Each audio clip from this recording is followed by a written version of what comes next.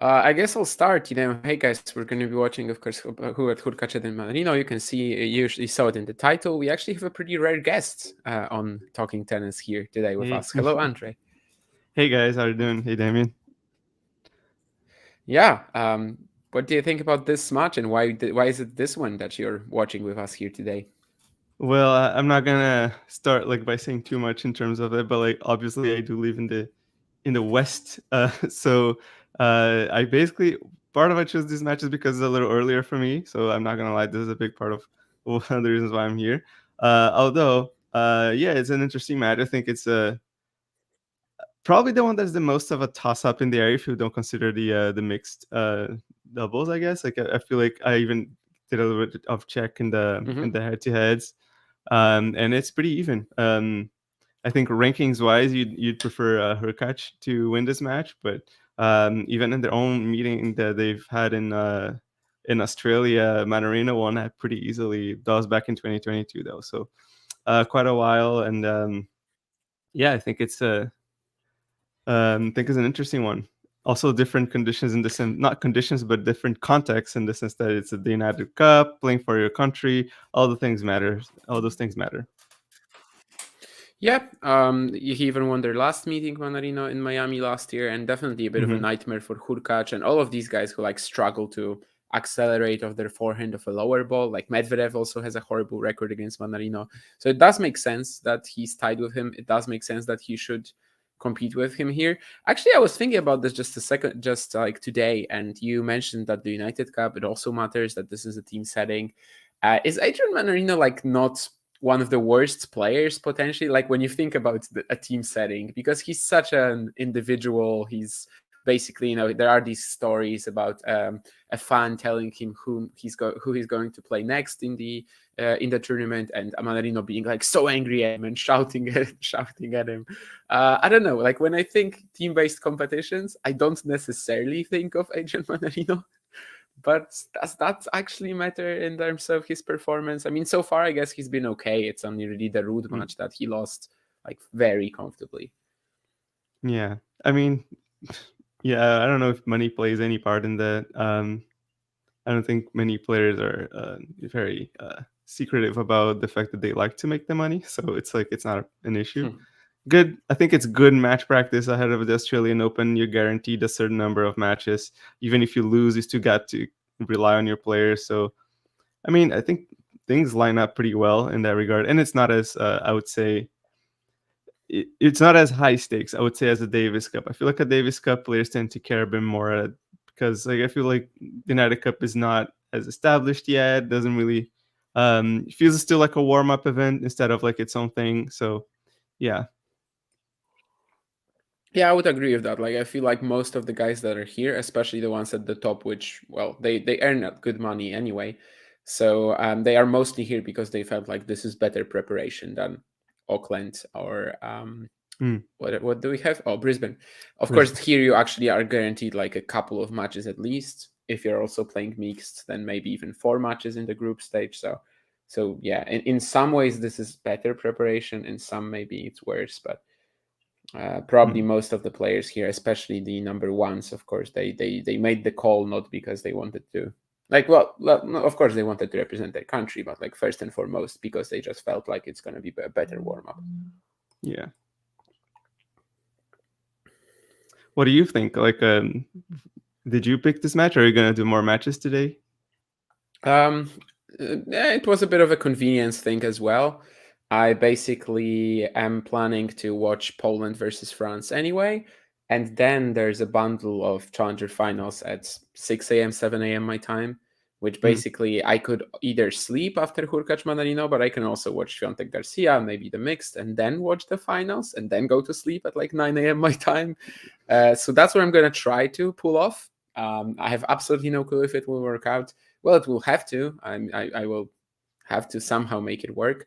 So it's a mm, bit of a convenience thing. I might join Miles later for Świątek Garcia as well, but I'm not sure about it. yeah. But yeah, the last few days it's been like so John basically texts me whether I'm available for anything and is there a match that I would like to do, and I tell him mean, mostly I'm gonna have to see the schedule, like what is actually doable for me in my time zone, and most of the time I still don't know that because I actually broke my sleep schedule completely, and I Yeah. have most of the day, most days I just have absolutely no clue when I'm gonna wake up, when I'm gonna go to sleep. So it's a mess, and it's gonna be like this until the end of the month, basically.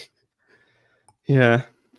Yeah, the Australian Open is always that time of year. Like, and I have been able to at least keep it to the weekends. So the weekends are my time where everything goes Okay. just haywire. Just because, well, since I'm already here, I get to watch. And I think the good thing is that at least it's in Australia, so the time ahead allows me to watch a final and still be Sunday when I wake up. Uh, so it's like it's not that terrible. So at least for that time of Yeah, for you it's the probably tournament. slightly more convenient, I would say. In that regard, yeah. For you, it's probably slightly more convenient, yeah. Hmm. So, Yeah. oh, So Hong do you Kong think? as well. I forgot about Oh that. yeah, Yeah. Mm-hmm. Hong Kong is an ATP, yeah, or is it WTA? Yeah. Mm. ATP.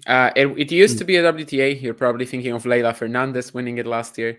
But Oh now yeah. in January, there's also an ATP event in Hong Kong, Hmm. which actually this week was very weird for me to watch. Like I saw players on the court, and I was like, no, this is a WTA event. Where is Anastasia Yeah. Pavlyuchenkova? Where is Katerina Siniakova? And the likes. And yeah, but this week it's also an ATP event, and we've got Rublev Yeah. Shang and Ofner Rusufuori in the semifinals. Yeah. So do you think that the fate of this tie rests within the winner of this match, or do you think that? Because I would have a tendency to think that Swiatek is a pretty heavy favorite against Garcia. Yeah, like it's one of the most tricky matchups for her on the circuit, but she's still a heavy favorite. So Yeah. I don't really know what to think about it. Last year they Yeah. played in Beijing. They had probably one of the best matches of the season. I personally would put it at like number one or number two. I think John on his list put it at like number seven. So still, it's pretty high, even if he wasn't that big a fan of that encounter. But yeah, I think anytime they play, there's always that danger that Garcia just comes out and slaps all the returns and everything is going Yeah. in, and then she might win. She did that in Warsaw, of course, in 2022. I actually watched that match live. It was such a great experience as well. And yeah, I mean, it's tricky, but because it's Iga and she's on a 14-match win streak and kind of unbeatable right now, playing a lot smarter tactically, I still have to side with her. So this is quite important who wins this tie for sure. But then again, like if it gets to the mixed, I don't think it's a given that Garcia Roger Vasselin would win. So Yeah. um True. yeah. Yeah. I Because would say Hurkacz and like yeah. Mannarino. No, Yeah, go go ahead. ahead. I No, was no, just go gonna ahead. say that. Yeah, I was just gonna say that I feel like the mix is just such a rare occurrence for these top guys that like every time that you see a mix, it's like you don't really know what you think. You don't really know who's the favorite. Aside from I think it was like extremely odd to see a 6-love when they beat when the Yeah. Hurkacz and Swiatek beat Fokina and Sorriba Stormo, but I don't think that this is something that should be happening very often. So I think that when it gets to the mix, you can almost expect it to be like not necessarily a coin toss, but you can't really give that much of an insight into it. So No, I mean, I totally agree with it. yeah, And also, the scoring system makes it so, right? I mean, yeah, deciding points, this is always going to make matches closer. That's why I always say that there are like no favorites at the challenger level as well in doubles and mm, on the ATP tour as well. But like there's, for example, a friend of mine who often is in the chat. I don't know if he's here now, but he often texts me about like a challenger doubles upset. And he says, what a crazy win. And I'm always like, no, I mean, this is challenger doubles. Anything can happen because you have that weird scoring system with the no yeah, odds. And basically, yeah, it just gets random. And also the super tiebreak in the third. So, yeah, yeah, I mean, I totally agree with that. Like, there are no big favorites in mixed doubles here. Also, because of the fact that the players just rarely get the chance to compete in it. The other day, I think it was China against who did they play in the mixed? It wasn't Poland. China against Serbia. And John yeah, was asking me like what I think about this match, and I just texted him, "It's a mess." Djokovic is probably the best player on the court still, even though he doesn't play doubles, and it's just gonna be a mess. I mean, who the hell knows? And Yeah. yeah, I mean, I think the match pretty much was sort of in line with that, and how close it was until the very end. And that's 1-1 as well. That was some early tension on the Mannarino serve for sure. But Hurkacz so far trying at least to keep that forehand aggressive. Hopefully he's going to be able to do that. Against Zhang, he actually played like one of his best matches recently. I think the comfort level really there in terms of attacking on the forehand was great, which is always a big deal with Hurkacz. But against Mannarino, of course, he will have to be like more he'll have to be like more picky when it comes to choosing his opportunities. So I wonder if he's gonna hold up as we were talking about it earlier. It's been like a problem matchup for him, and a lot of players like sort of similar to Mannarino, even though no one is similar to Mannarino. Yeah. Have troubled Hurkacz in the past. Yeah. I think that one of the funnest stats about this matchup is that all of their matches are in straight sets. Yeah. That's so rare Now for a that Hurkacz head to head. that's true. Although there were a lot of tiebreakers. All Yeah, except the one that they played in Australia. Yeah, that was very easy for Mannarino, right? But I don't know if I remember correctly, but I think Hurkacz might have played a 5-setter in the opener and been like Oh, a yeah, that's a little great question. fatigued, but still. I'll have a look and see what does that give.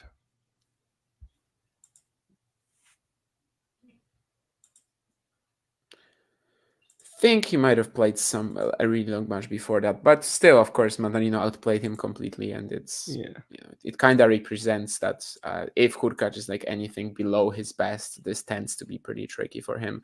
Of course, if he's serving like he's doing right now in this game, that will help if he can just have a constant influx of 3 points, and Mannarino likely won't match that, at least not to like the fullest extent. Yeah, that's one of the things for me that when I first thought about this, was to think of Hurkacz as a bit of a favor just in that regard, just because his serve is so potent. And he's kind of like is hitting a groove of it. Like it's a shot that has been I just felt like throughout the end of last season he's been more able to, rely more consistently on his first serve. Yeah, absolutely. No, my reaction was actually to me checking that it was a 4-setter against Gerasimov. Okay. So I guess no explanation there in terms of the fatigue. That was probably the other year at the Australian Open when he had a 5-setter against Denis Novak and then lost to Milman, I think.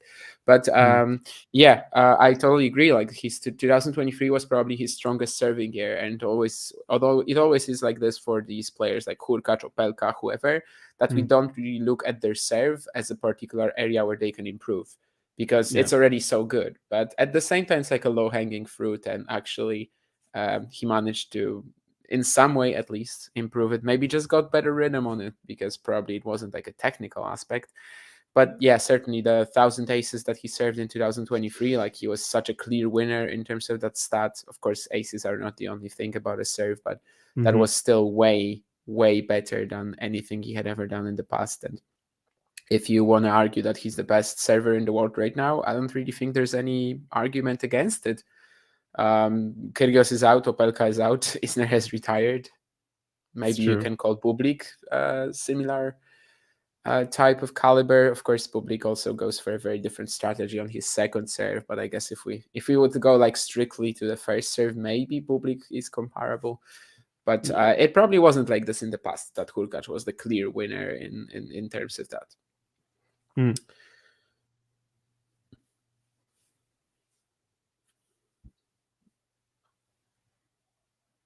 And there's a lot of him. There's a lot of points he can gain in the first half of the year as well. Of course, the Shanghai, Paris runs, Cincinnati, they won't start coming off until the second half of the season. So besides getting a big run at a slam, I think the main goal for him this year is actually to try to get into like a career high ranking right now. This is very doable in the first half of the year. For Hurkacz? Yeah.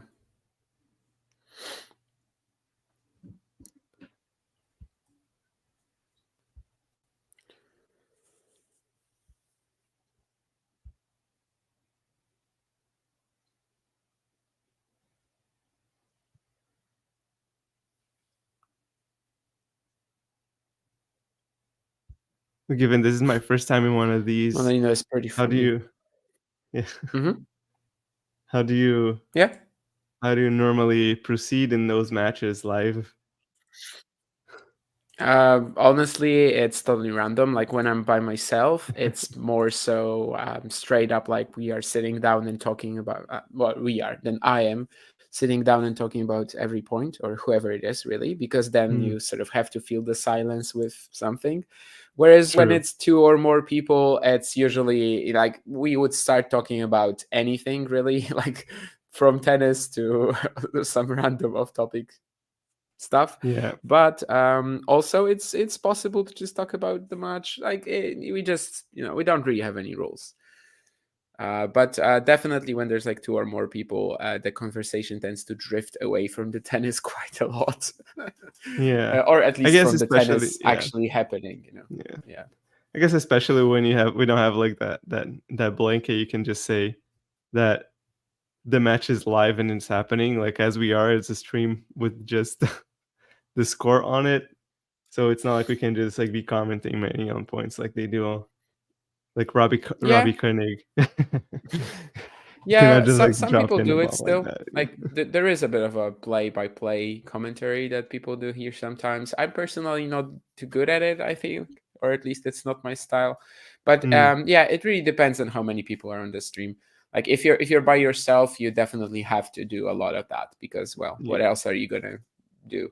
Whereas yeah, if it's like more of a conversation, then usually there's a ton of things to even Yeah. outside of the actual match to talk about. So it is not like Robbie Kenning commentary for the most part. Yeah, Yeah. I guess a watch along is a different type of deal. And now we have two breakpoints for Hubert Hurkacz as well. Yep. That first point of this game, like it seemed like a perfect Mannarino rally where he's just constantly forcing him to lift the ball with his forehand, but then for some reason it all went sideways, and now two smash finishes I think in a row for the Mm. Pole.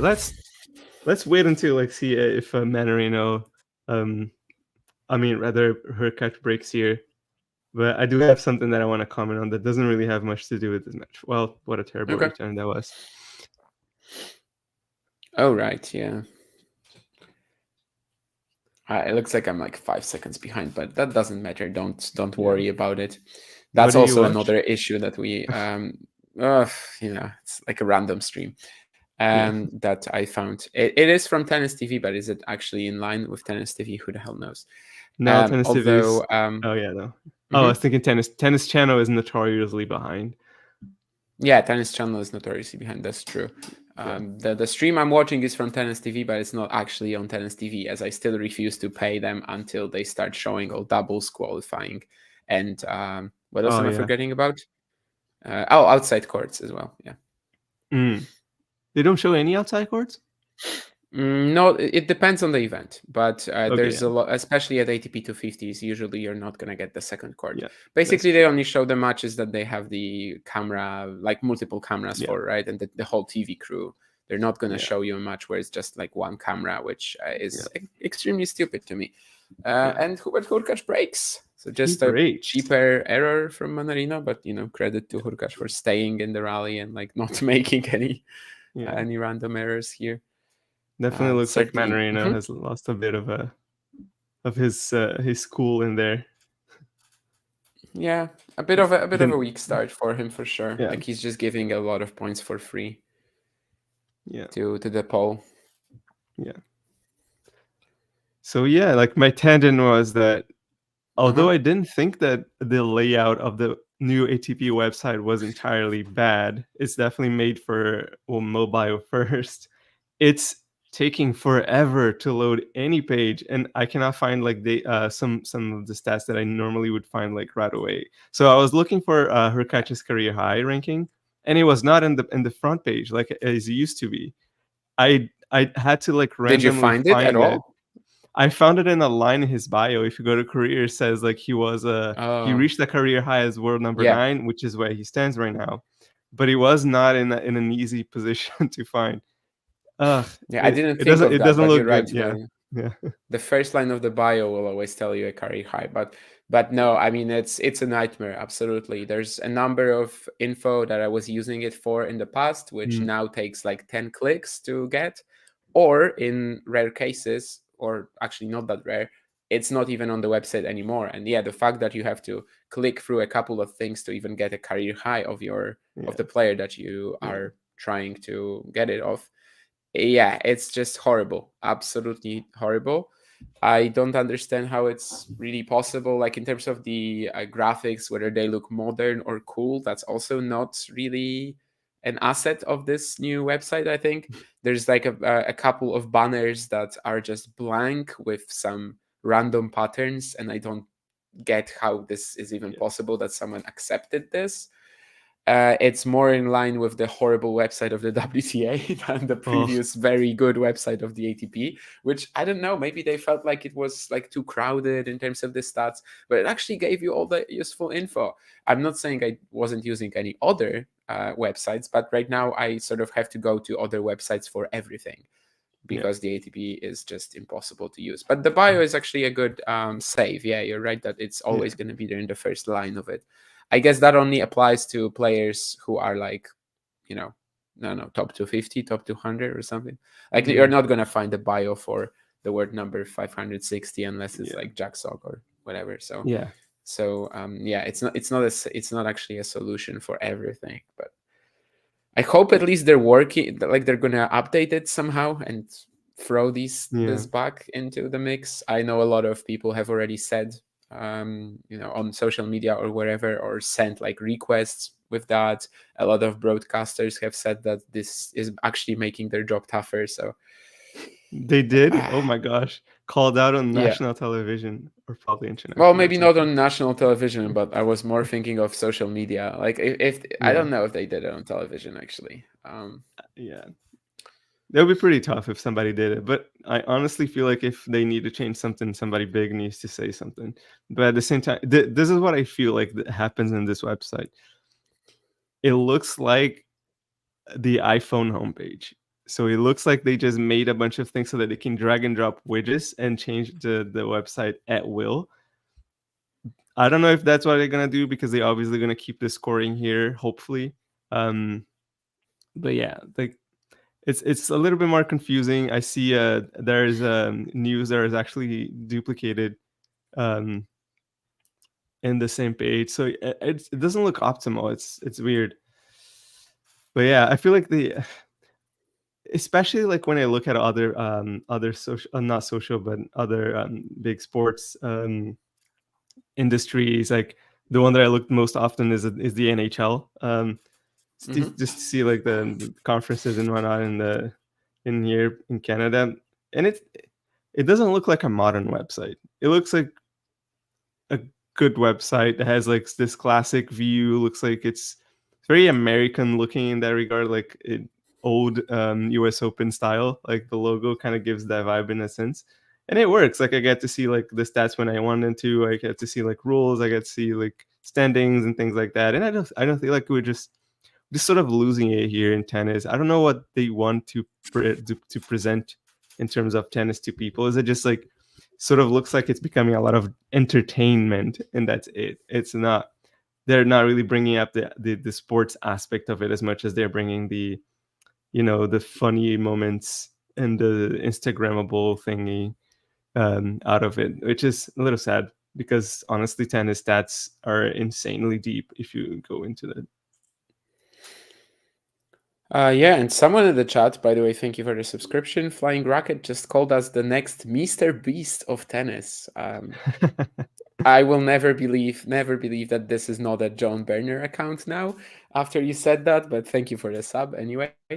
Earlier, one of our longtime subscribers, Ghost of Gerulaitis, whom we sort of affectionately call Ghosty, was also asking about something and wanted to know who's the new guy? More importantly, what's his take on Maxime Cressy?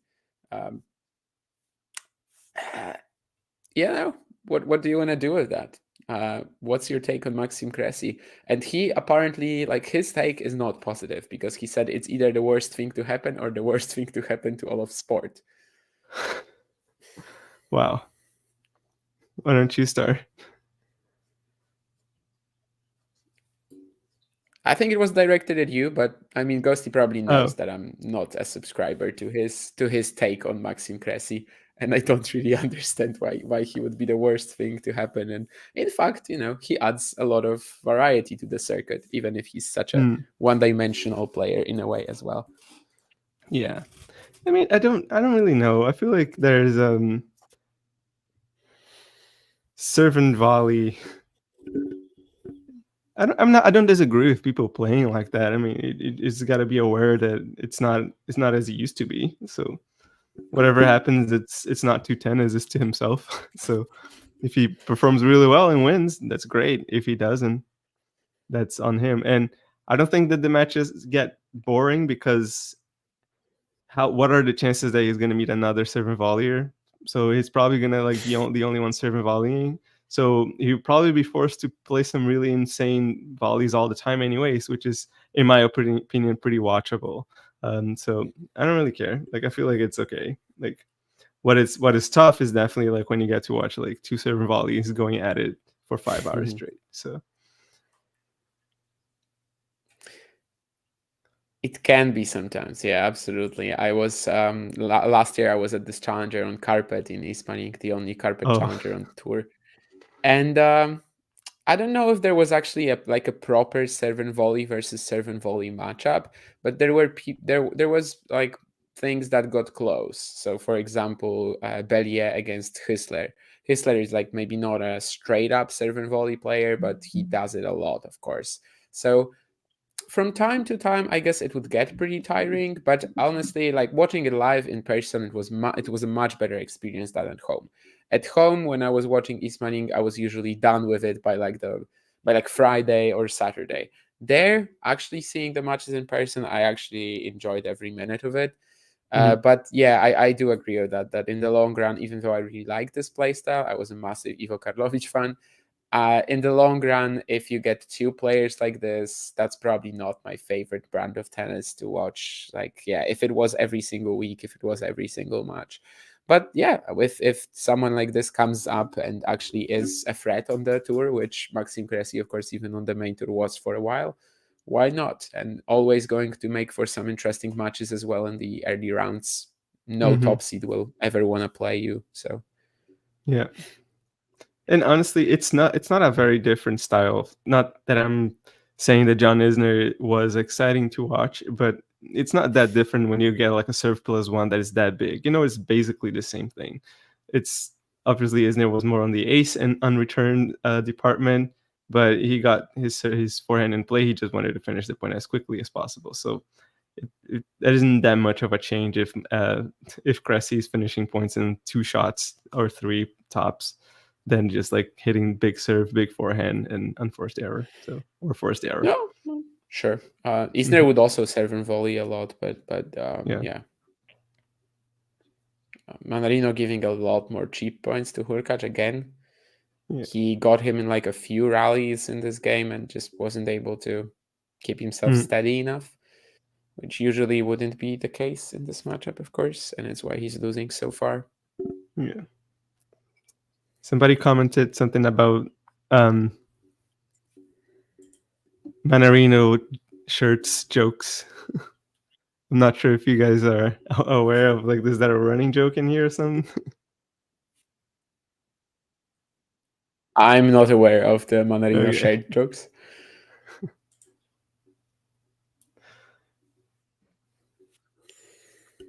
Is there another? Oh, I thought it was another break, but he held serve for 5-2, and it's looking pretty good for Hurkacz so far. Yeah, I'm definitely not aware of the Mannarino shared jokes. I don't know what that is about, Oh, but yeah. Mm-hmm. Miles says I think he gets his shirts from Target.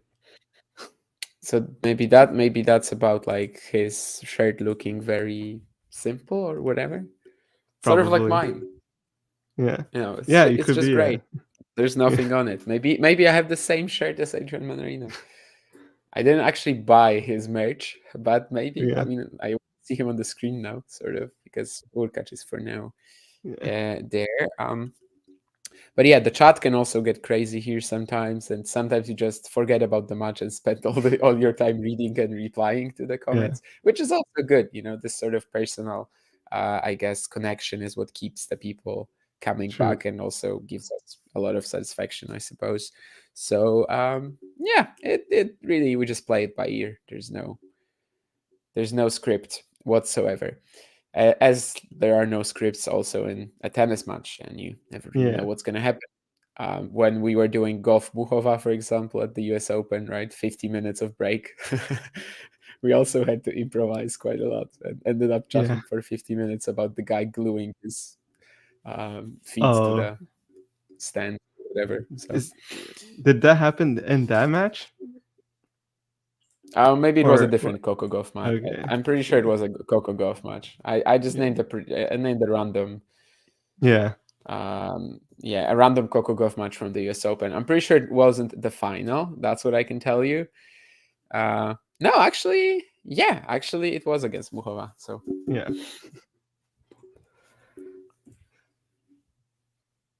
What do you think he's gonna? Do you think he breaks for the set?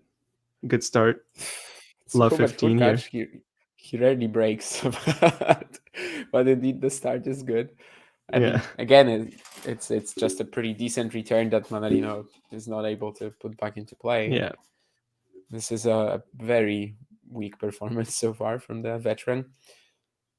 I was sort of thinking of that before the match because against Ruud he was also so out of place. But then again, it's such a different style. Ruud Hurkacz, Ruud hitting you with all these topspin forehands, and Hurkacz pretty much the opposite of it. And against Zverev and Sonego earlier, Mannarino definitely looked all right. Of course, he's also coming back of the best year of his career, pretty much at the age of 35. He won So like I 3 titles guess, last yeah. year. Could be possible. Definitely on grass in Newport, and then Astana, and then at the end of the year in Sofia. Yeah, so 3 titles. And I think that was the first one first time he won multiple as well. So quite a big jump. Also, to like almost top 20. Yeah. Not saying that this is going to be the norm, although it kind of looks a bit like that, but it almost brings a bit of hope for younger guys when they see like the 35-year-olds, 36 even, like doing super well on tour, because when you're 19 and 20 and 21 and you're not like anywhere near like the top 50 at that moment, maybe you can think, hey, I still have like probably another 15 years on tour still, so like it's not that bad as it used to be back in the day when by the age of 30 you're considered basically ancient for the tour. Yeah. No, I agree with that. Like people tend to write you off as soon as you're like 20 and you're not in the top 100. Yeah. That's what people do sometimes because they're like, oh, okay, so this guy doesn't have, top 10 potential or whatever. But we have so many late breakthroughs. We have so many players who just, I don't know, make the top 10 for a year and then drop down and never come back. So yeah, it's always possible to just have 1 or 2 amazing seasons, even at an age like Mannarino. Of course, he was a very consistent part of the tour. I'm not saying that about him really, but yeah, it's definitely not the end of the world. Maybe this will also lead to even more players going the college route because back in the day, many people thought that 4 seasons in college, you're 23 and you're basically done. Your pro career is over. But clearly, that is not the case at all. And yeah, now it's actually considered very different, maybe also because of that reason, the fact that you're 23 when you finish college, I don't know, 21 after playing 2 seasons at it, you're not going to be like instantly considered ancient and your career is over. It can be just the start of your career. Yeah. And to be fair as well, like nothing wrong in having like a good 2-3 year span in which like you're really at your prime, and if you get to like be a Grand Slam contender or a Masters 1000 contender for those, like you have like a Stan Wawrinka who did that. One of my favorite players, like even though he's a serve volleyer as well, like a Pat Rafter, had like his 2 to 3 years of glory, and he won 2 US Opens, became number 1 for I think 1 week. So yeah, I think so. Yeah, but it was just his basically 2-3 seasons of glory, and that was it. Like, and nobody really expected it to happen, but it happened. And not everybody has to be winning Grand Slams for 10 years. Like, holy crap, that's a lot. Yeah, I think a lot of the time when a player gets to like a certain high ranking, we just sort of expect them to stay there forever. Yeah. Maybe it's like the big four factor still, the fact that the tour Yeah. was I don't want to say stale, but like it was so regular in terms of the winners and the players who got deep. Not only the big four, but also the guys around them were like so consistent. But on the other side of this, you can have people who I don't know make the top 10 and then never have a season that's even comparable. Like I don't know, Yeah. Gulbis or whoever. So yeah, I think over time, like the last couple of years, I definitely started feeling that when someone has a good season, we probably shouldn't be thinking of them like instantly as like a perennial top 10 player, and that a lot of things could go wrong or just go better for other players, I suppose.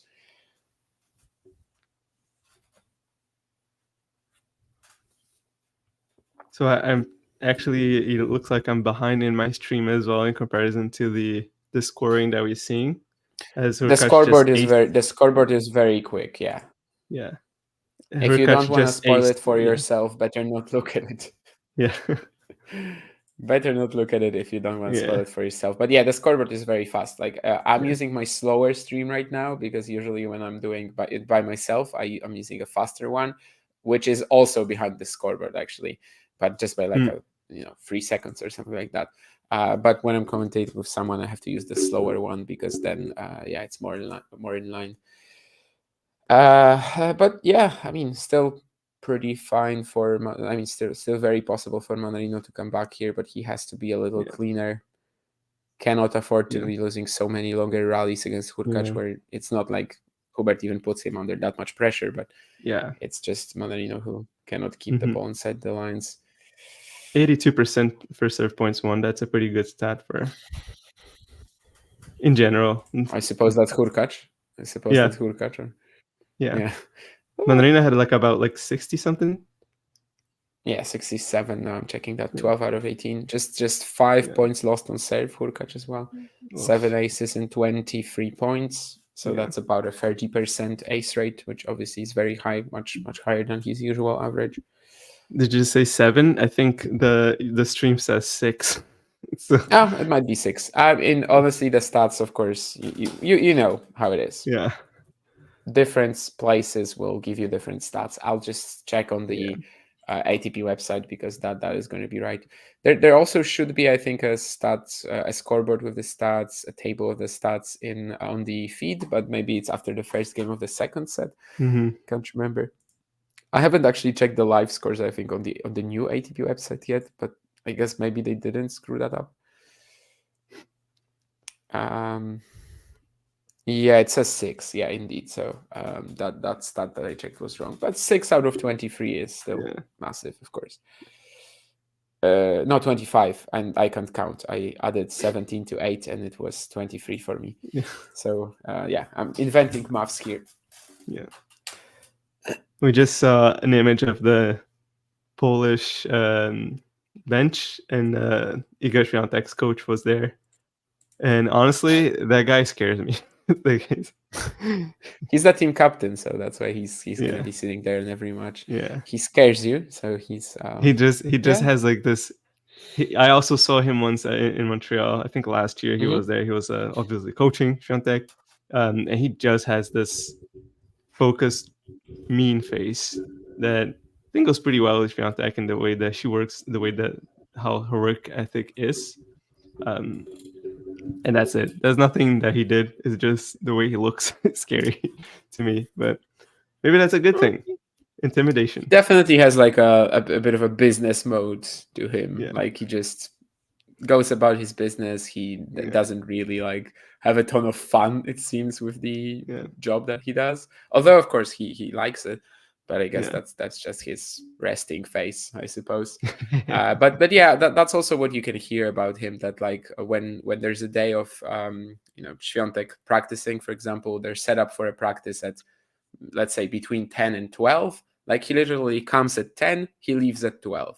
He's not gonna like spend too much time with her besides the actual work, but like he actually it's just that's what I heard, at least. Of course, the sort of main person other than him in the IGA box is the psychologist Daria Abramovich, and she's of course spending with like half the day with IGA.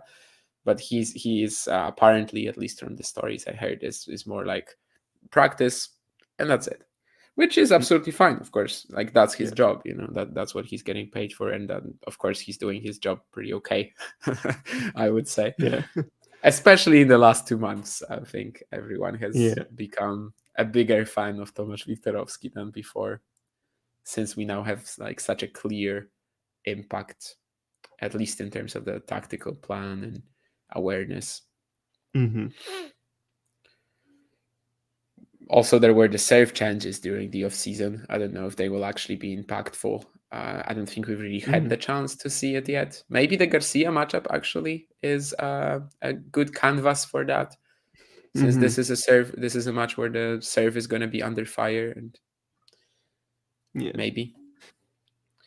Could be. Yeah. It depends on which version of Garcia shows up, but it looks like it's going to be a good one. Yeah, it definitely will be under fire. It's just that fire might be, extremely hot, or it might just burn out in a Yeah. flash. So, yeah, it's definitely like the competitiveness of that match will probably depend more on Garcia than on Świątek.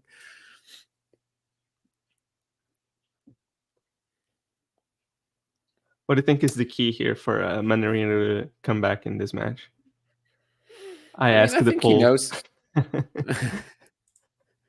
Yeah, that's a pun that I've heard before.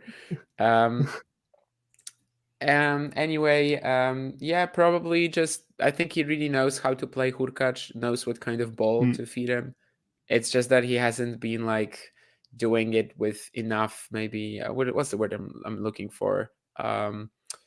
That you're doing something consistently? hmm, no. I'm thinking of like scrutine, and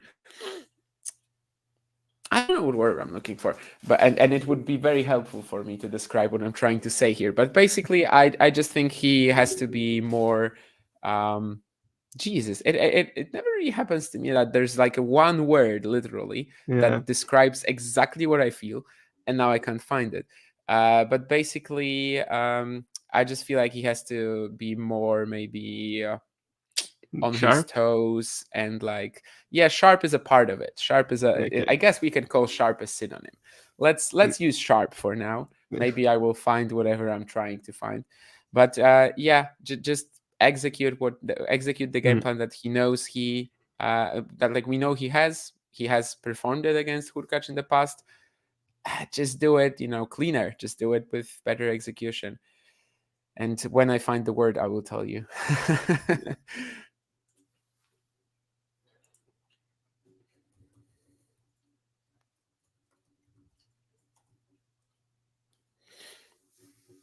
I feel like Mannarino is like, well, obviously he knows what he's doing, but um, even if he goes like forehand to backhand, I think he should be changing directions a little bit more to Hurkacz's forehand to Yeah. test that shot a bit more, just because like Hurkacz's backhand is a lot more solid in general. Yeah, it's a little weird that he's standing so long in this rally, like just trading forehand to backhand. It Yeah. doesn't seem like the right call.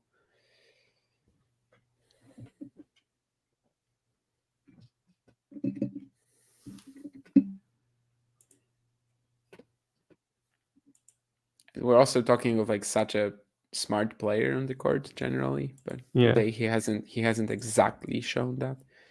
Yeah. Doesn't seem to have that much variety today. It normally just brings in a bit more than that. There you go.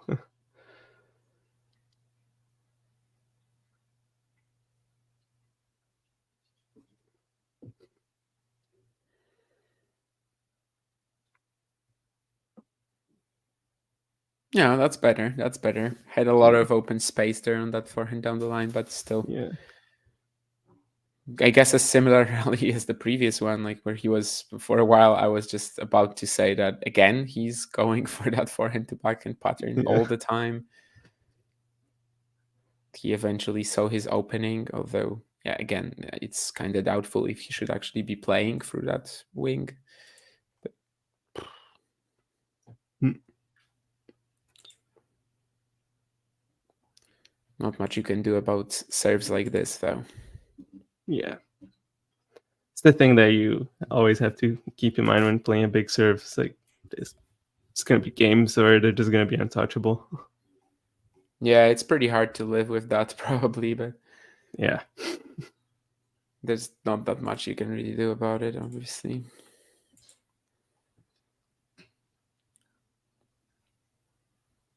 Three aces in a row?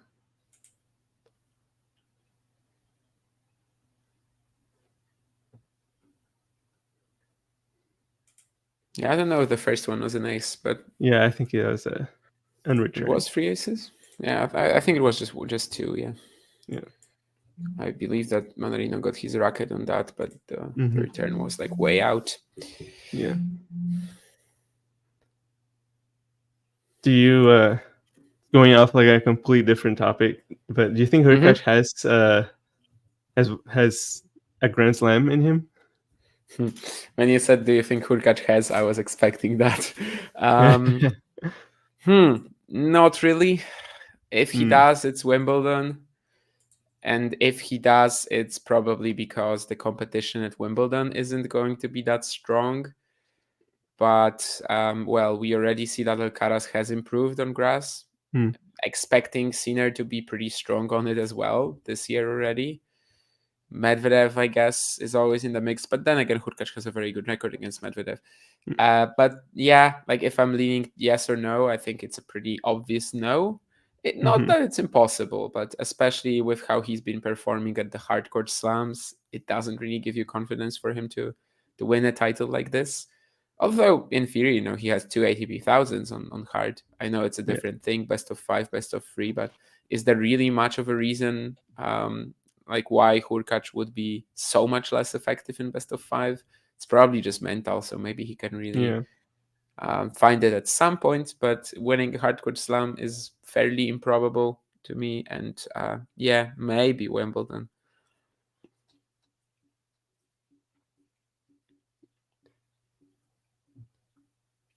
And maybe Well, that go ahead. mhm. Go on. No. I just wanted to say if he wins the French, I'm quitting Oh. tennis. Oh yeah. That's it's gonna be something. Who was the last player?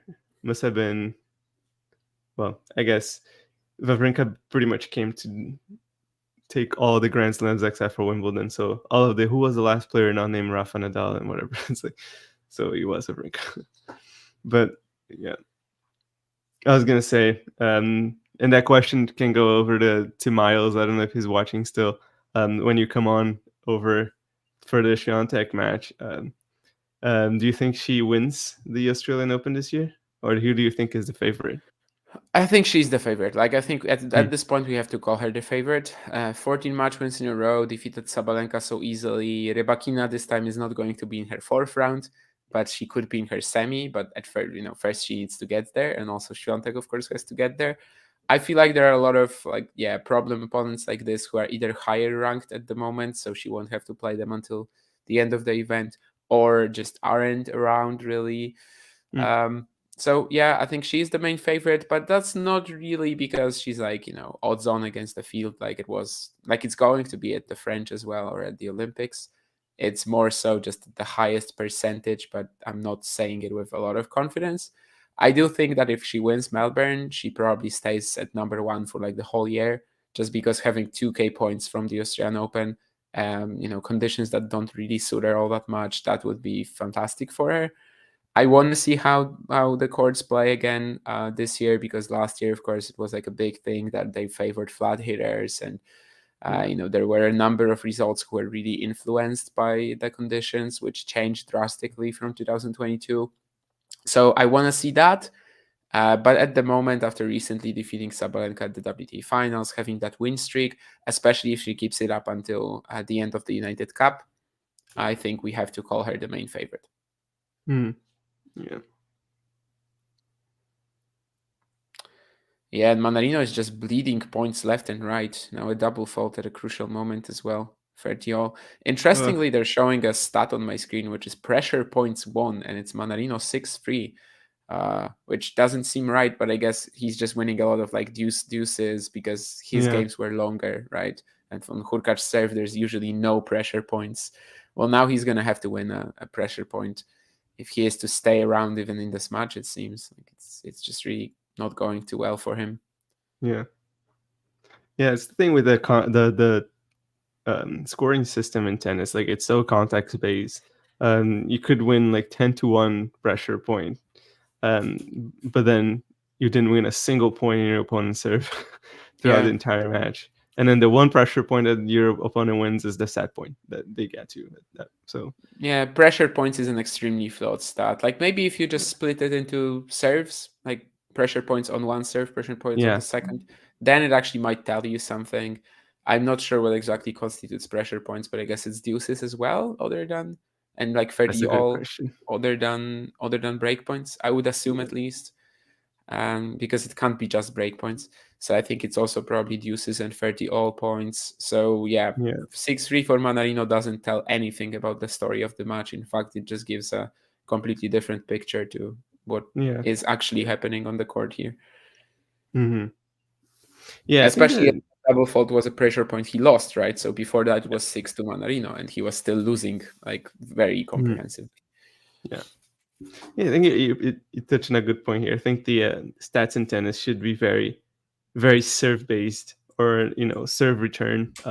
Everything should kind of like hover around these stats, because yeah, it doesn't really tell you much at all. Like in a match, even if you look, the stat is probably the one that tells you the least about a match, except probably how long it was, is how many points were won in total. It's like it's almost completely irrelevant to the outcome of a match, and given very much the fact that you can win a match without having won the most points. So yeah, I think it Yeah, all revolves around like winning certain points at certain stages of the match. the famous Federer Chorich in Rome a couple of years ago, where Federer lost more points than he won in all three sets and ended up winning the match. I remember there was a similar one at the challenger level last year as well, but I cannot remember right now where it was. Hmm. Yeah. I mean, that's probably the most famous example of all is the Wimbledon 2019 final when Yeah, Federer lost to Djokovic. But like 20 more points or whatever. yeah. But then again, he lost all the tiebreakers in that match. So Yep. And won a set 6-1, almost won a set 6-2 as well. So yeah. yeah, it's very explainable, but of course it's a good stat to represent who was the Hmm. better player and who won because he was the better player when it mattered. Yeah. And forced errors 11-12. Mannarino 11, Hurkacz 12. Another stat that is tough to digest at times. That my Twitter search engine actually helped me to find out that the match I was referring to was Vessels Oh, against good. Trungelliti, and that was in 2022 already, so over a year ago. Not that it matters really, but Vessels won that one 7-6, 2-6, 7-6, and also like Federer and Chorich in Rome, it was a match Oh where yeah. he actually lost more points in every set, but still ended up winning. Even in the 6-2 set, that's incredible. I mean 7-6, 2-6, 7-6. Oh yeah, obviously 2-6. Yeah, he lost Yeah. that the middle set. Yeah, he lost the middle set. Yeah. That would be absolutely incredible and actually impossible mathematically. Yeah. Yeah. In a 2-6 set, I don't think it can work, right? Because you can just win. I mean, you're gonna win 8, and then you're gonna win. I mean, you'd have to go to deuce into every single game that. But I don't At think some it point, works anyway. yeah. Yeah. You can be 20. You can win 26 in a scenario. No, actually, no. Could You it? know what? Yeah, actually, 26, 24. Yeah, it is possible. Wow. I guess, right? Yeah, I think it is. Yeah, because you're gonna win 8 points on your own on in the games that you win, and then in the games that you lose, it could be Mhm. a 30-40 as well. So then you will Yeah. no, but then it doesn't work. So you have to go for no, it's 3-5. No, it can't. You can't. No, my Yeah. maths is horrible today. No, you actually can't with a 2-6. No, that would be Yeah. very weird. But no, you can get like 20 to 24 or something like that. So still pretty close, but you cannot actually with a 2-6. I guess with a 3-6 is where you would already be able to tie it, I suppose. Yeah, I think with a Maybe. 3-6 you would be able to tie. Mm. But yeah, it has to be a closer set for you to be able to pull this off. Yeah, anyway, Mannarino has held. I don't know if you saw that, but he was also like, well, showed some signs of heavy breathing Yeah, he after did. some Yeah. of the points. Yeah. He's just like leaning over. Sometimes I'm not entirely sure if it's fatigue and frustration or just fatigue or just frustration, because he's not been playing the best match Yeah, of his life. it's Although he it's did it's hold. He did hold. yeah. It's tough to say what it was, but he definitely showed some signs of whatever it was. Yeah. Sean Powers says, I've noticed Sinner is better breakpoint down than when he's up. Some players play better when they're way ahead, and others when they're on the verge of losing. I think the trick is to be good at both. No, but like psychologically, it makes a ton of sense. Yeah. When you are struggling, you are probably like when you are struggling, when you're really behind, then you loosen up a little bit. You just play more freely. But then once the opportunity actually comes, once you're able to, claim the match, once you're like really close to the win, then that's when you actually start feeling tense. And I guess like on the psychological level, this really works. I definitely feel like this whenever I'm playing. It's much easier for me to like come back from behind than be a front runner. But then again, you're also going to have a lot of people who will be amazing front runners. And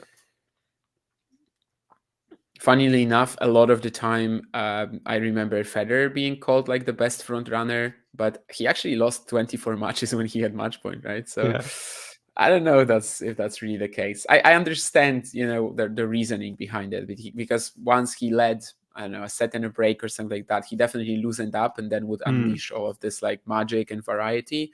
But sometimes it wouldn't really lead to good results for him. Like sometimes he would loosen up maybe a little too much, drop that lead. Of course, 24 is a very high number, even with the amount of matches that he played. For a player, at least of his stature, that's really high. Beautiful backhand down the line from Hubie there. Ooh, yeah. After the first point, good recovery, because the first one was just a random forehand error. But he also was complaining about something. I don't know if it was someone moving in the crowd, but of course it doesn't really matter in the long run. He got a couple of great points later, so.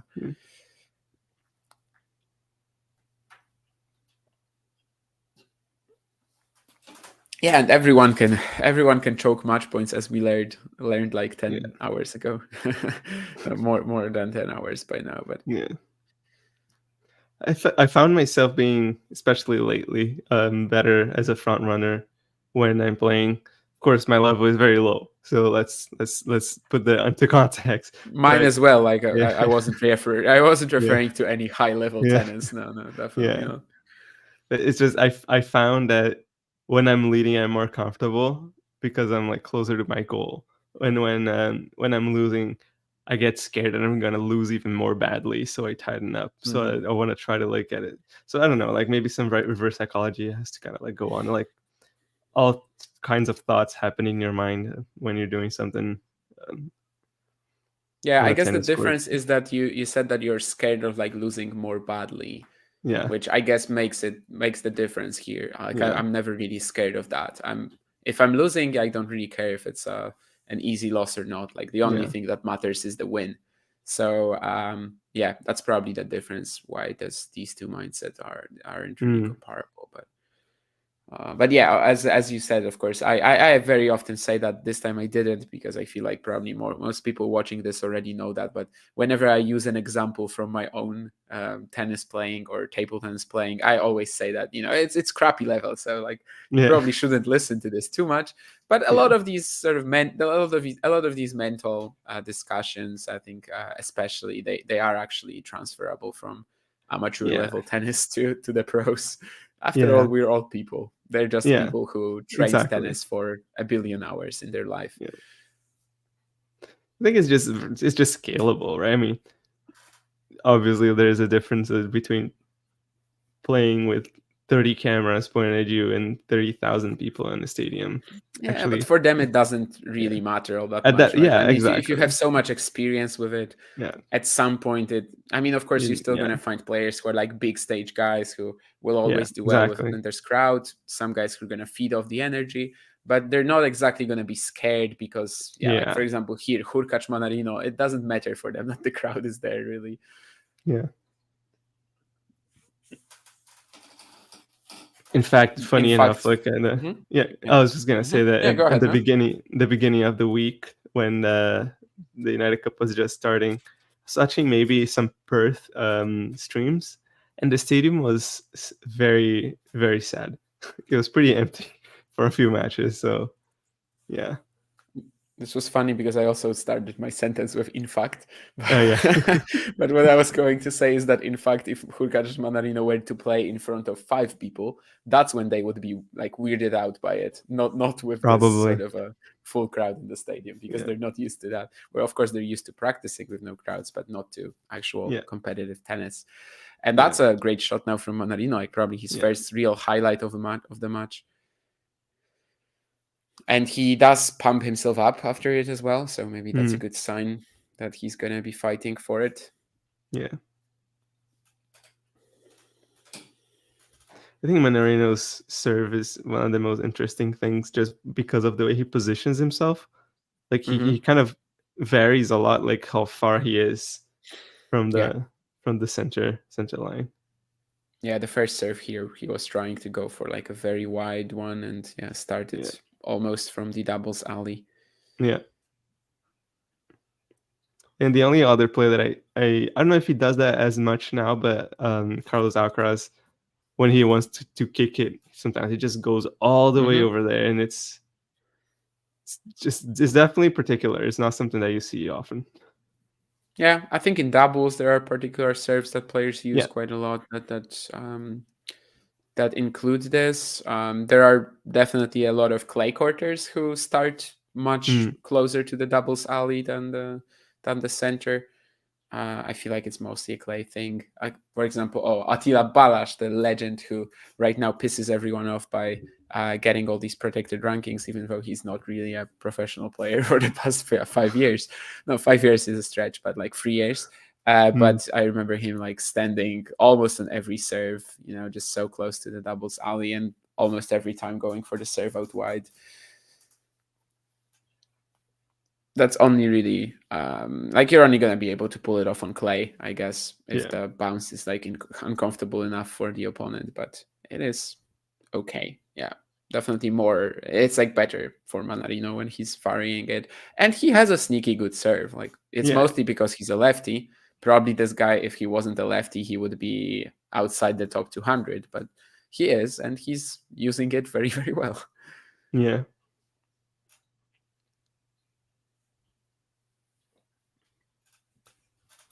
I feel like that's interesting because it's just like saying in a sense like, oh, Rafa Nadal wouldn't have beaten Federer as much if he wasn't a lefty, which is probably true, Yeah. but also who knows? So, but he is a lefty and he's played his whole life as a lefty, so that's you got to play what you got. So, And it's funny because Nadal actually is lefty like by design, right? I mean, he did it to himself. He's actually right-handed, exactly. but started tennis with his left hand. So Yeah. in a way, you could say that when he was very young, he made that decision that made him be as good as he is. And Yeah. I don't know, but there might be more people in the future who will follow that. Yeah. I think the funniest one is I think Sharapova and George are lefties, but they just started playing with with their right hand. Yeah. And It's Sharapova, you interesting. could actually see it in her game quite a lot. Yeah. I mean, that was a bit of a trademark of hers that when Yeah. she was stretched to her backhand, she would actually use her left hand, Yeah. which is very rare on the tour. Like when we have a shot like this and it works out, it's usually a huge highlight. Mostly because it's people do it like out of position, like the JJ Wolf shot in Yeah. Miami against Tsitsipas. Sharapova would like rather maybe not go for a winner with that, but just get the ball back.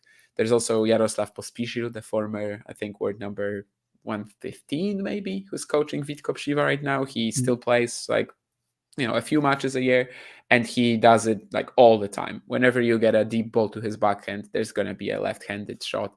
And a couple of years ago, I remember seeing this spectacular pass from him live. It was actually a Polish league match, so I don't think there was streaming for that. I couldn't clip it, but if I could, it would get a lot of likes on Twitter. It always happens when the cameras aren't on. Yeah. Or when there are no cameras in that case, probably.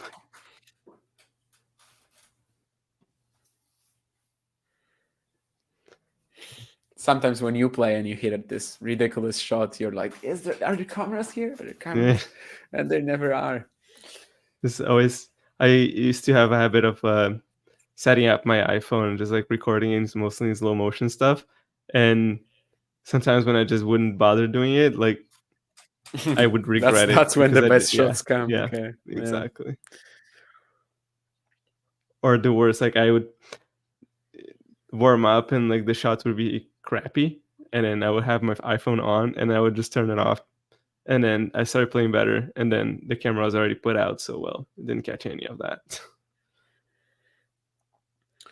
Yeah, that previous game from Mannarino, it gives me a bit of positive feelings. Like he finally played a couple of more aggressive shots, like the forehand down the line, then the backhand as well to go up 40-15, I think maybe, or was it 40-30? I think it was 40-30. But of course, there's still that monumental task of breaking the Hurkacz serve, which so far in this match hasn't really, like it hasn't been close, right? I don't think we've had a deuce or anything like it. Yeah, I would have to check the recap, but I don't think so either. Especially because I think you said that he only dropped like what 5-6 points on serve in the first set. Yeah, it was something like that. I guess the Hurkacz serve just puts a lot of pressure on Mannarino as well, and on any player really, to like once you're in the rally, you can't miss. You just literally can't, because if you're missing in neutral rallies with him, you're never gonna break him. So it's a tricky thing to play against him for sure. Ooh. So now we got to 30 all. Yes, maybe I said it right in time for a break when he was 30 love up. Let me have a look and see if this is the first time that we get to this even stage on a Hurkacz serve. It could be. Actually, no. I think he had like a 15-30 at some point, I believe, or maybe not. I don't know. Lost his balance here quite a bit, but it seems like he's fine. But again, what can you do about this first serve?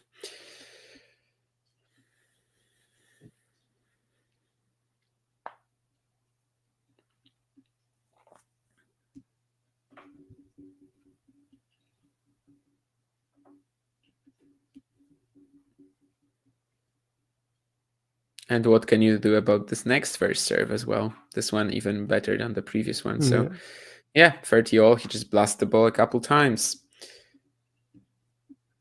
10 aces, it says on my screen right now. Yeah. And that was the first time that Mannarino got to 30 all in Hurkacz serve. So there wasn't any 15-30s either? No. The only time that he got to 30 before that was when he was down 40-15. Okay. Yeah, so pretty much the first somewhat competitive game of the match. Yeah. On the Hurkacz serve, of course. Yeah. And then one of the games that Mannarino actually played a pretty decent, I think, love 15 point, and then Hurkacz played 3 unreturned serves. So yeah, that's it's been pretty much the story of this match on Hurkacz serve so far. I do remember there was this one though. It was like 4-2 maybe in the first, when Mannarino just had a lot of long rallies against Hurkacz, and he would always make the error. But at the same time, it kind of felt like, okay, so this was an opportunity to break, even though he probably lost that game to 15. I also just saw the stat for backhand unforced errors, and it's just 1 for Mannarino, 9 for Hurkacz, which is a little high for Hubert. But then again, if we're like, previously we were saying that Mannarino is actually going through that wing quite a lot. So, but now he goes at the Hurkacz forehand a few times and gets the reward with an extremely wobbly one. Yeah, you just have to annoy Hurkacz on that side, because when he's feeling confident, his forehand can be pretty solid as well. But you really just have to make sure that you you poke the bear enough times so that he just starts Yeah. getting frustrated with that shot. Yeah, and then there's not that much danger coming from it if you're Mannarino, because your Yeah. shots just don't bounce, and Hurkacz isn't gonna kill you with it. It's not like he's gonna slap it, and at least in theory, you should be able to stay in a rally like this for a Hmm. while. Maybe he's just sort of getting used to the patterns against Hurkacz again, because usually, of course, a left-hander will be more sort of no, like it's going to be more natural for him to just Yeah. go at the backhand of the opponent. In 90% of the matchups, it's going to be the the good play, but perhaps not in this one. I was playing at this. I was recently. I was at my table tennis practice because I like still play. Well, I'm not at the university anymore, but I still train with the team just because like they allow me to. So why not do it for free? But basically, there was this guy who couldn't really play. Like some people that come who also don't really know how to play, and then usually, of course, we're not gonna train with them, but like they play with someone at their level. And Yeah. the coach asked me to play one set against this guy who was really weak, but he was a left-hander, and I almost lost it because like it took me 10 points to get adjusted to the fact that I have to just basically be like go for the completely opposite directions than what I'm Yeah. using usually. So I basically lost to a guy who like probably was holding his. I mean, almost lost to a guy who was like holding his racket for like the 10th time in his life probably, but Wow. ended up weathering the storm. But it was an eye-opening experience for sure. That this is what leftiness can do to you, right? Yeah. It just takes a while to adjust. It's gonna be like 5 minutes. It's gonna be like maybe, but it simply takes a moment to completely reverse your usual patterns. Yeah. Oh, that was out, really? I mean, on the Yeah. replay, it looks in, It but does. That's what I was looking in. Like the Hawkeye was pretty considerably out, but the yeah. replay looked like, when it just kind of touches the line a little bit. If we had video review, this would and like no Hawkeye, this would be called in. For sure. Yeah, 100%. Which I actually don't know, who's right, because of course Hawkeye also has some sort of minimum error range or whatever. Yeah. But this time, I think it showed that was like, as you said, considerably out. So Yeah. I guess it's not exactly the sort of error you would expect from the machine. Jelena Yeah. Ostapenko was one of the players that I commentated Oh, on last yeah. night. And yeah, that was, as usual, a bit of a dumpster fire in terms of the discussions with the umpire about the line calling and the double bumps as well. I don't know if you saw that, but there was a controversial point at the end of the match. I didn't. That wasn't the Ostapenko one. Yeah, Ostapenko Azarenka. Yeah. I didn't get to see that one. I saw that. I think I saw it passing in on Twitter, but I was doing something else at the time, so I couldn't Yeah, check yeah, it. I saw it on Twitter. That's why I was asking Yeah. because it definitely got there. And basically, the thing was that on the replay, it didn't seem like there would be two bounces. It seemed like it was just one. Ostapenko was Mm. claiming that it was though because of the spin that got on the ball, and the story actually made sense because she just got completely surprised with what the ball did after after getting back over the net. I think maybe that was because Vika's hit was like it was still a continuous hit, of course, and it wasn't on purpose, so it's fine by the rules. But I think Yeah. maybe she just hit the ball twice with her racket, and that could have Oh. changed the trajectory.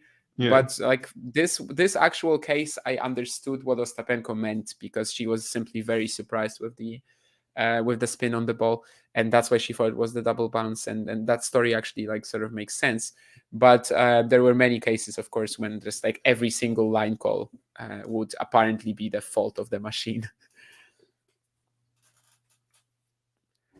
I think earlier in the chat, Jane mentioned a lot of Yeah. positive energy on the court from Hurkacz. Not after this rally, but how much improvement, if any, have you seen on the Hubi forehand, Damien? Actually, I think there's a bit more ability to take it earlier, and especially he has this like nice footwork pattern when he's trying to go inside in. I think his inside in forehand has improved considerably. I would assume that this is, a result of the work that they've been doing with Boynton. there was a moment last year when I was actually on the team that wanted to let him go, or at least bring someone in who would bring like a new perspective. Because since Miami 2021, for like 2 years, I believe that Hurkacz basically makes no progress, still cannot get over his hurdle and slams, still plays very tentatively on the key points. So basically, the main flaws that I saw in Boynton's work was that there's still nothing happening with the forehand, and there's also the fact that he cannot like allow him to crawl out of his turtle shell or whatever. And basically I stopped thinking like this after the second half of the season, because it seems like indeed right now there is some improvement, at least especially in that inside in, I think. And and he has done some, he has got some better results. So now I'm on the team that wants Boynton to stay on the in the Hurkacz box for sure. But still, bringing someone in would never be like the worst idea, right? This was a funny point. Yeah. Wolf, it didn't even seem like much. It's just probably like a strain. Yeah, I think he's gonna be okay. But basically, if you guys are not watching the match and just listening to us, Mannarino fell, and Hurkacz had the open court, but ends up missing the shot. I mean, obviously, it was because he saw Mannarino falling as well. Yeah, it just was in his head a little bit. Yeah. No one is gonna bring that point back for him. So, in a way, Mannarino won the point because he fell. Yeah, and he kind of had like he didn't step right. He was on his right foot, but he didn't really get to like bend it in a weird way. He just probably like a weird step, and he kind of lost his footing and he fell. So it doesn't look like any injury, serious anything. Maybe he's gonna wake up a little sore tomorrow, but he's gonna be fine. And now he hits a tweener volley that actually lands in. Maybe a half volley even. I would have to see a replay. I think it could have been a half volley actually. Half volley, yeah. Yeah. No, I have a replay. Yeah, half volley. And that doesn't win the point, but still pretty flashy. There's a famous Federer Wawrinka point from Basel like this, where Stan falls, and actually the umpire looks at Stan because like there's a noise or something, and Federer misses the last shot, and it's literally the last game of the match. Federer is serving for it, and the umpire, because he didn't see Federer missing the ball, he calls the score 40-15.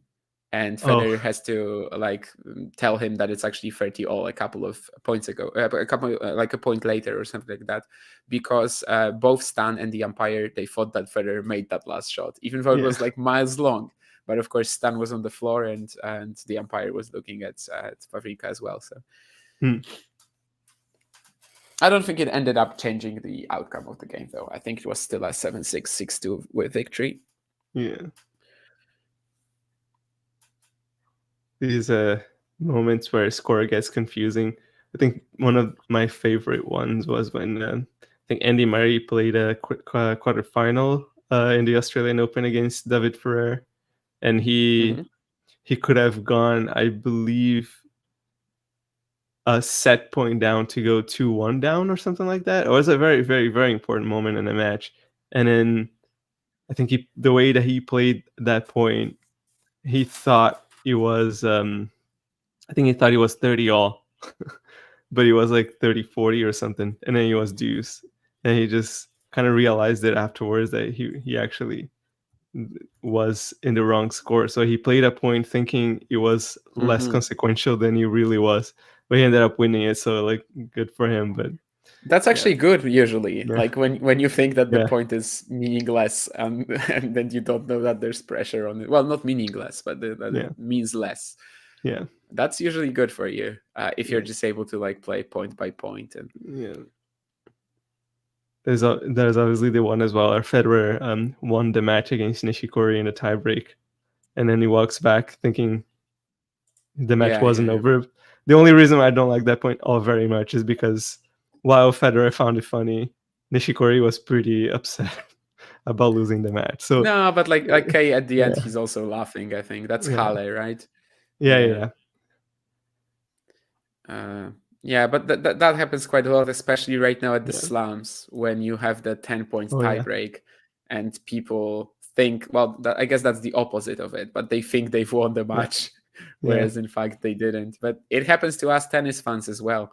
Like, I True. don't know when I'm gonna get used to it, but I remember being just Yeah. absolutely shocked last year. The French, I think it was a Pavel Kotov match. Who was he playing in the first round of the qualies? I can't even remember, but I remember just being absolutely shocked when the match didn't end. Yeah. That was the one where Madison Keys versus Sabalenka in semifinal of the US Open. Yeah. Sabalenka throws her racket and throws her arms up and just kind of looks a little embarrassed after that. But I think her distance was so big. It was like, I think it was like 6-2 or something. Yeah. I don't think we've seen this yet where a player celebrates and then loses the 10-point tiebreak. Oh, yeah. Or at least there wasn't like a massive, big stage example of that. But we might get there if the players still aren't used to it at the slams in the next couple of years. Yeah. When did that start, the rule? Was it last year, Australian Open? I mean, it was different at the slams, right? Like for a moment, all 4 slams had a different ruling. Yeah.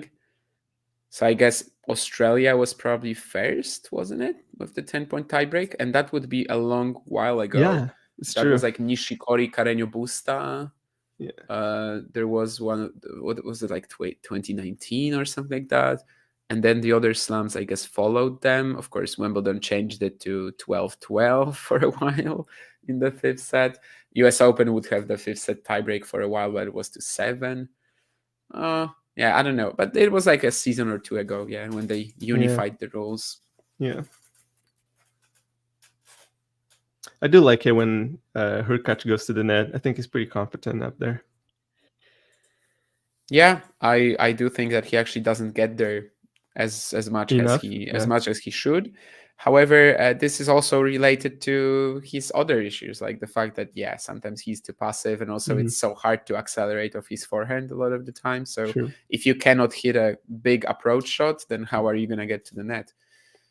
So but I definitely also subscribe to that church of Hurkacz should go to the net more. I mean, he has such good reach on it. Yeah. He's played a lot of doubles to just get himself maybe more in the rhythm, even though it's a different even though it's a different volleying technique, it still helps you. Just you feel more comfortable in the forecourt. And absolutely, I agree with that. I just think that there are also other parts of his game that are stopping him from maybe getting there as much as he could. But it's the most fun and it's the best version of Hurkacz probably when he's serving big, but at the same time also playing aggressively off the ground and finishing points at the net.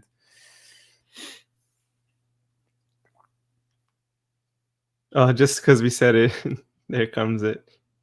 You'll see it in a bit. Yeah. The approach even wasn't that poor though. I don't right? think it was either. I don't think he moved out like instantly after it, right? I mean, he hits it, and I guess maybe. He hesitated on the a half a replay, second. Yeah, on the replay, it seems like a very short amount of time that he hesitates, but I guess it's enough here. Probably wasn't expecting the forehand to have as much impact. Like Mannarino was like so far back. Yeah. An excellent passing shot though. So yeah, absolutely. Like he still had to find that very sharp angle. Yeah. That very flat shot that he can produce at times. All the time. Oh, he comes out of a very tricky game. He had like a 15-30 at that game. Could have ended the match, and he is still alive.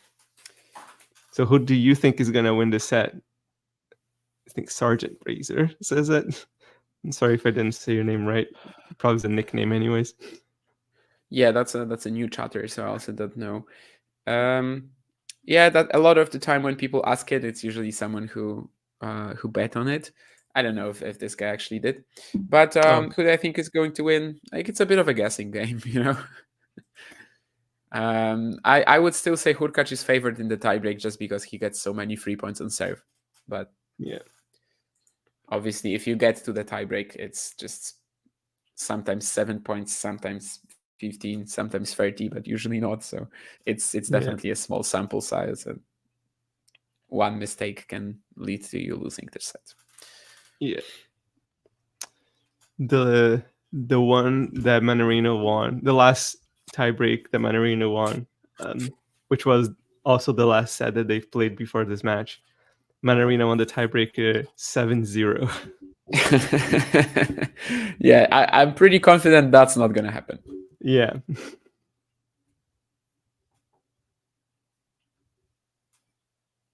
If Mannarino wins the tiebreak 7-0, I will actually be pretty shocked. But any other outcome in the tiebreak is fairly possible, if you ask me. If we get there, honestly, like Mannarino still needs to keep it up. Although it's been, I think you could almost, well, I don't want to say the word bet, but you could almost like, be confident that the tiebreaker is going to come. I don't think that Hurkacz is going to break, honestly. I know what the first point was like already because I checked the scoreboard, not the scoreboard on our stream, because apparently we switched over to the United Cup. But yeah, given the first point, who knows? Now I'm watching the first point actually.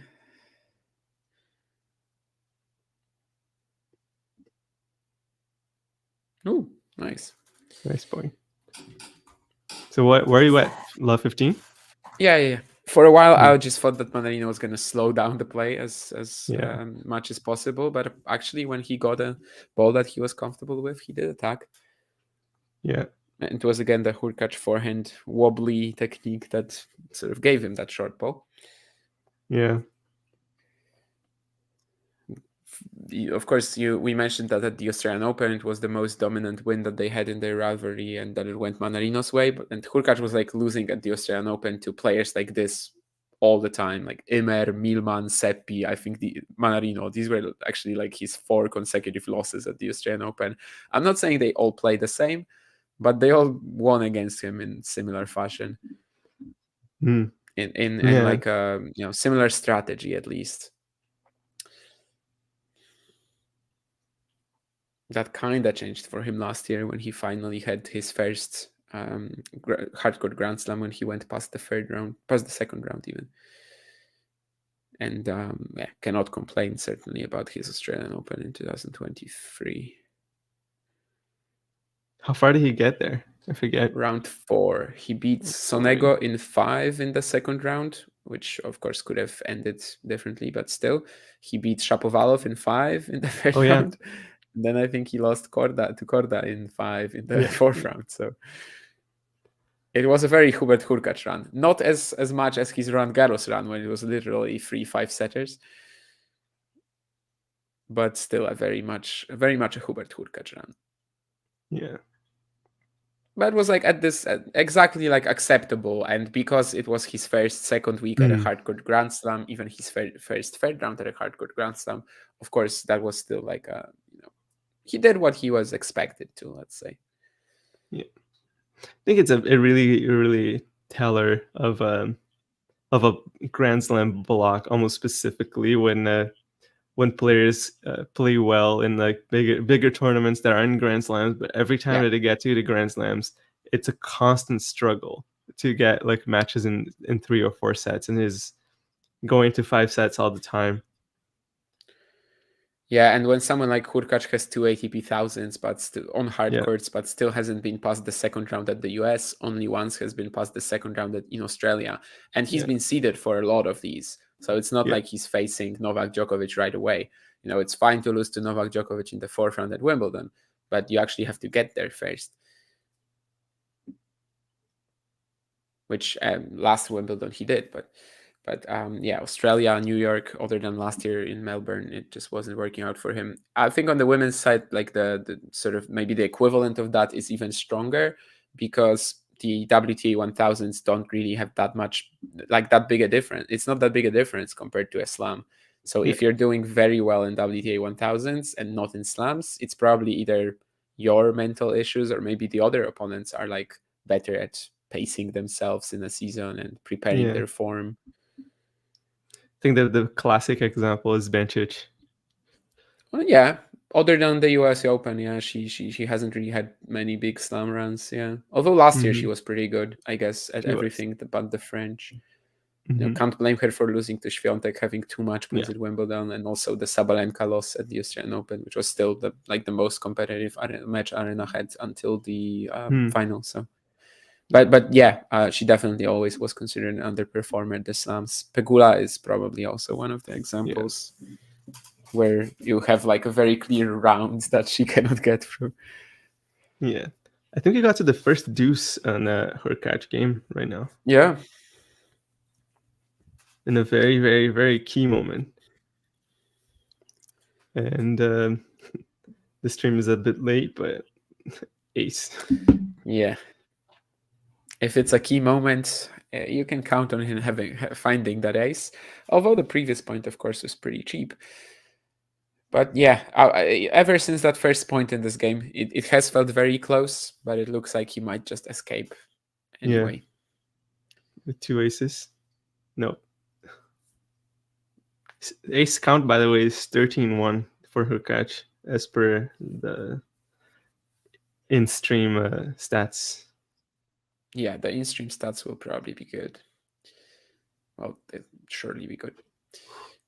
Oh, what the hell is this point? And he found it, right? Was it around the net? Yeah, he did. He did. No, I think it was around the net. Again, have to see the replay for that. Yeah, Either that was around a the net great point. or over the the net post. Last part of it. Oh, the post. Yeah. Yeah. So I was looking for. I went to say pole, and I was like, no, too many poles on one stream. Double net cord. Good reactions from Hurkacz. No, it is. He was around the net. It is around the net. What a reaction from the Polish fans.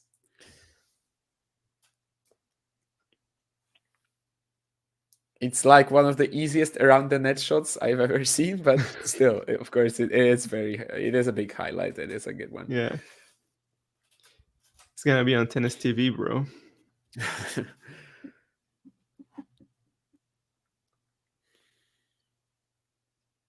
I think it was a tweener that Hurkacz hit in Marseille last year when I was also like, I tweeted about it right away. I think it was against Bublik, by the way, which is perhaps why I thought of that shot when you said that quote, where I just basically tweeted, "You're gonna see it all over Twitter in a second." And of course, a minute later, all the clips started rushing in. I remember this. Yeah, I remember seeing this, and he was very right. I actually did wait. I was like, I'm just gonna wait. He said it with such confidence, and lo and behold, there he was. Sometimes you just know, and it was indeed one of the best tweeners of the year for sure. This one, you also know that it's gonna be on tennis Twitter. Not only the around the net, but also the fact that it was the two net courts earlier, that definitely helps too.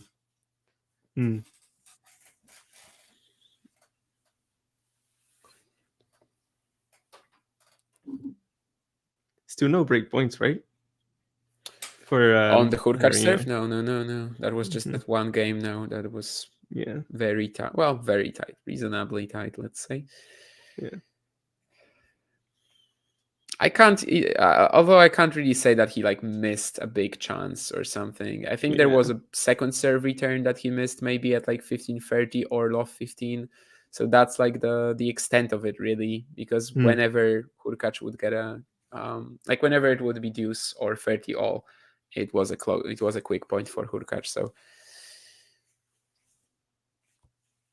nice to meet you, Ghost.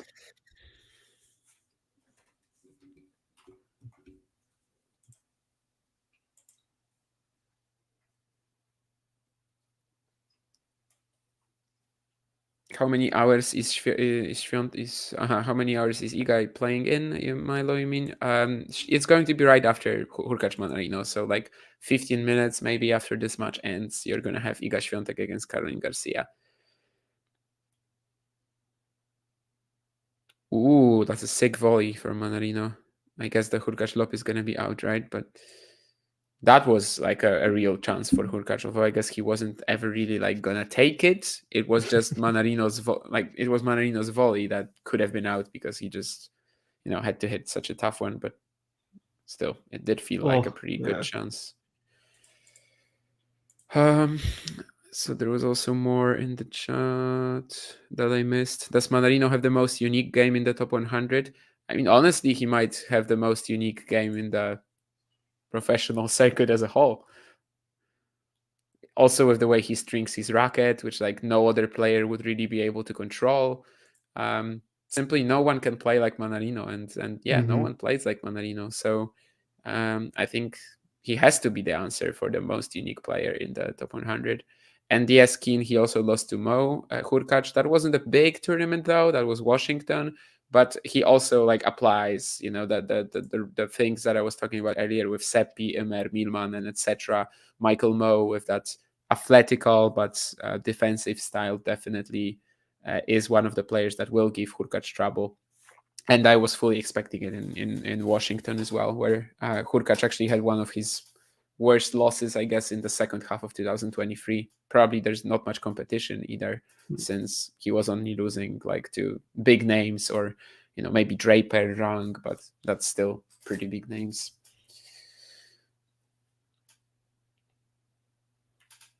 And another deuce, second game in a row.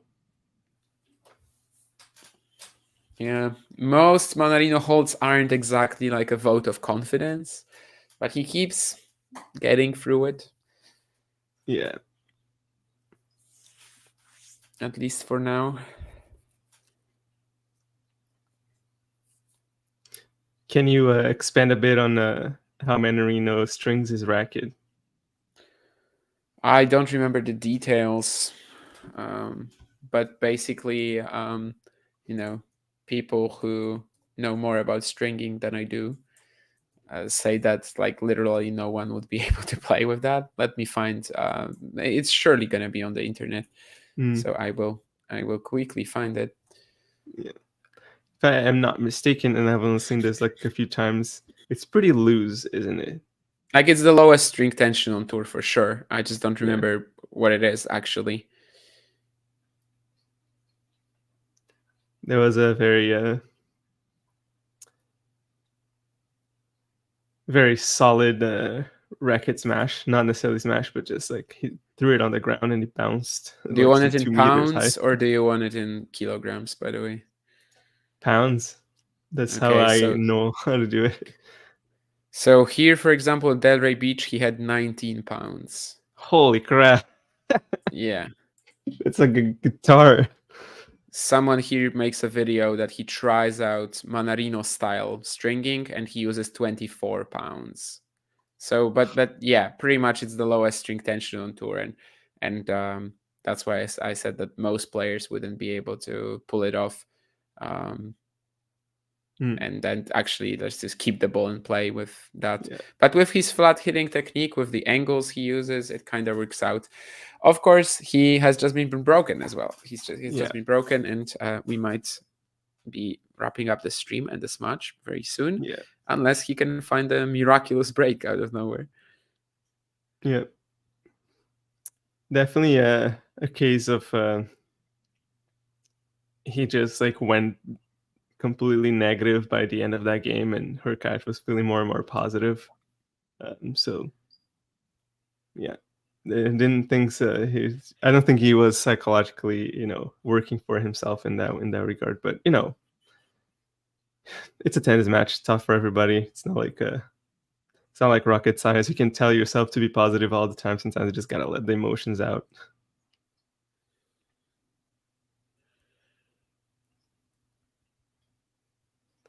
Although I do think that's going to be probably like a serve out to 15 game. Again, that's like a guessing game, but of course that's like the most likely outcome looking at the games that we've had so far. The previous one was actually really tight, but I guess some of that will also depend on Mannarino and how much fight he has left, really. Yeah. Whether he's gonna just shut down and go through the motions or actually try. But at the same time, if he actually tries, it might not matter because Hurkacz will just find 3 aces and or a serve that's big enough to give him the point as he had here, because it's it doesn't really matter if it's an ace or something like this. It's pretty much the same effectively. Let's go, guys. 6K by the end of the Australian Open. You can do it.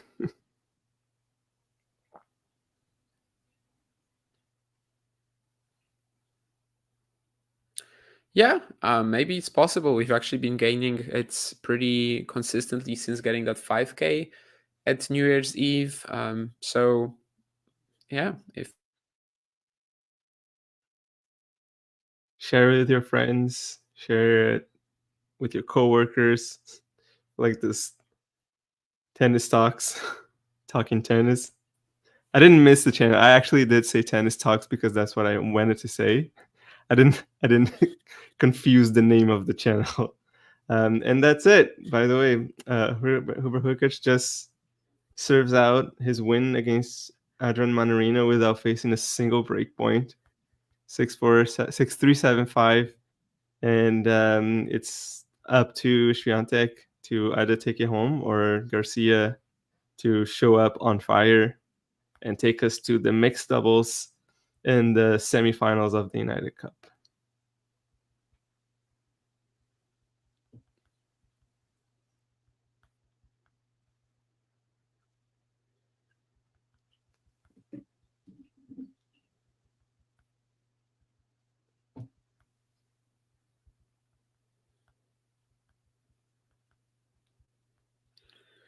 yeah, perfectly fine performance from Hurkacz. Like I kind of struggle to give him a lot of credit here because, well, he was mostly just okay. It was like 80%, but it was fine. Like that was enough, right? He Yeah. never really was forced to go for broke by Mannarino or actually patiently wait for his opportunities because Mannarino a lot of the time did give him a bit of help. So yeah, that's not a great performance from the veteran Frenchman, and it does set Poland, of course, it does put Poland in a fantastic position here. Any finishing thoughts? Not really. I think it's you said it all. Like it was Mannarino didn't show up at the level that he is capable of, but maybe just a little out of reach. It's not something that he's producing week in and week out, and the level that Hurkacz produced is basically the level that he produces week in and week out. He just basically came in and just didn't have to do much different. He just had to stay consistent and serve well, and those are things that he played comfortably. He didn't have to go for broke on his forehand even, like was gifted a lot of opportunities by Mannarino, just keep pushing into his backhand all the time. Maybe Mannarino, as you said before, maybe he just couldn't find the time to adjust himself to playing a match in which the backhand was actually the stronger part of the player and not, taking more advantage of the forehand. Yeah, and I guess that's gonna be it then. Yep. You guys can join the stream for Garcia Świątek, of course. Miles is gonna be there. Maybe I'm gonna be there. I don't know yet. I have to think about it. But anyway, hopefully Miles at least will see you guys there. And thank you, Andre, for joining me. It was a lot of fun. It's a doing pleasure. this with you as well. I think you did fit very well into the channel. So yeah, hopefully we'll meet again on one of these in the future. Keep subscribing as well, guys. 6K, as Andre said, is very much the goal, and it does look fairly achievable. So let's try. Let's give it our best shot. And yeah, Garcia Świątek next on the stream for you guys. See ya. Thank you.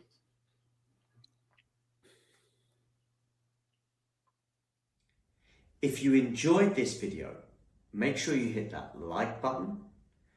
Don't forget to subscribe and click that notification bell so you don't miss out on all things tennis.